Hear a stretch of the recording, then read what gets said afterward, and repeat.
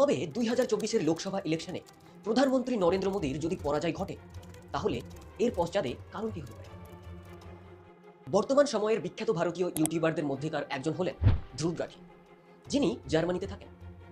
তিনি প্রতিনিয়ত মোদী সরকার, সোজা কথায় বলতে গেলে বিজেপির বিরুদ্ধে যে সমস্ত তথ্যগুলো সাধারণ জনগণের সামনে তুলে ধরছেন, তার কারণে বিজেপি পার্টির বড়সড় লোকসান হতে পারে।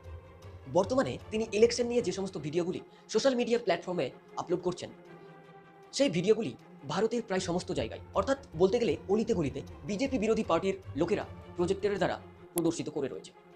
এই ভিডিওগুলির মধ্যে সবচেয়ে বেশি প্রদর্শিত হয়েছে ডিক্টেটরশিপের ভিডিও, যার ফলে সাধারণ জনগণের মনের মধ্যে কিছুটা হলেও মোদী সরকার অর্থাৎ বিজেপি পার্টির প্রতি একটি কুমনোভাবের সৃষ্টি হচ্ছে।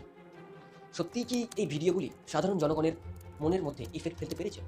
এই বিষয় সম্পর্কে আমরা জানতে পারবো 4 জুন ভোটের ফলাফল প্রকাশের দিন।